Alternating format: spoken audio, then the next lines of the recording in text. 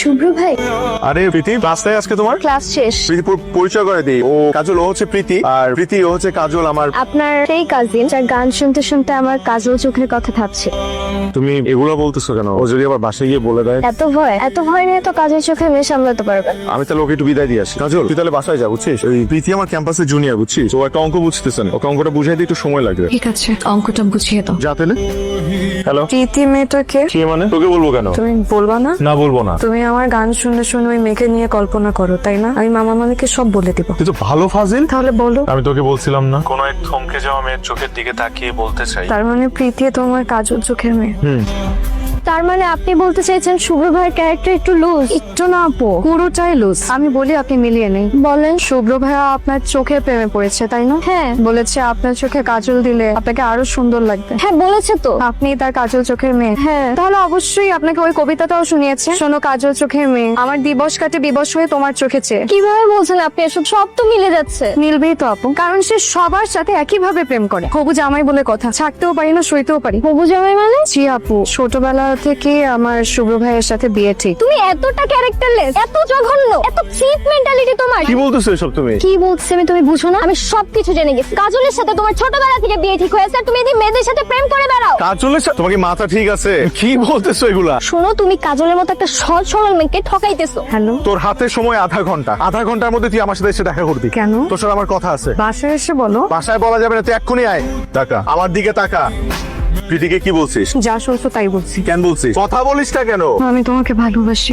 কি? সেই ছোটবেলা থেকে আমি তোমাকে ভালোবাসি। আমি তোমার কাজল চোখের মেয়ে হতে চাই, তাই অন্য কেউ তোমার জীবনে আসবে এটা আমি কোনোদিন হতে দিব না।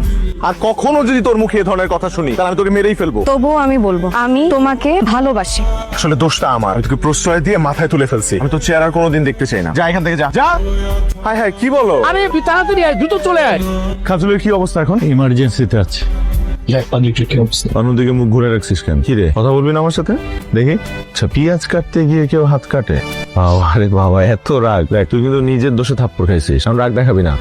আচ্ছা, পেঁয়াজ কাটতে গেলে কখনো কারো এই জায়গা কাটে? তুমি কখনো ভেবে দেখেছো এটা সম্ভব? আঙুল কাটতে পারে, কিন্তু এই জায়গা কেমন করে কাটে? আমার হাত কেটে যায়নি, আমি হাত কেটে ফেলেছি। তুমি তো আমাকে সহ্য করতে পারো না, তাই মরে যেতে চেয়েছিলাম, কিন্তু বেঁচে যেহেতু গিয়েছি, আমি আর কখনো তোমার সামনে আসবো না। এই অসহ্য মেয়েটার মুখ তোমাকে আর দেখতে হবে না। প্রীতি এত বাজেভাবে রিয়াক্ট করলো, তারপরে তোর মধ্যে কোনো কষ্ট দেখতে পেলাম না। কিন্তু ঠিকই কাজলের জন্য ছটফট করতেছিস। কেন ছটফট করতেছিস? মনের ভিতর ডুব দিয়ে দেখ।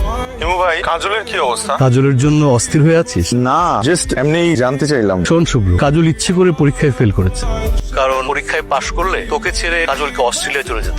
আর দ্বিতীয় যে জিনিসটা দেখেছি সেটা হচ্ছে কাজল ইচ্ছে করে ওর হাত কেটে ফেলেছে, তোর উপর রাগ করে কেটেছে। এবং আমার ধারণা তুই এটা জানিস। শুভ্র, কাজল তোকে খুব ভালোবাসে। নুরি, কাজল কই রে? কাজল আপু তো রুমে দরজা বন্ধ করে বসে আছে। কেন? জানি না, তুমি যখন বাসায় আসলো তখন থেকে দরজা বন্ধ করে বসে আছে।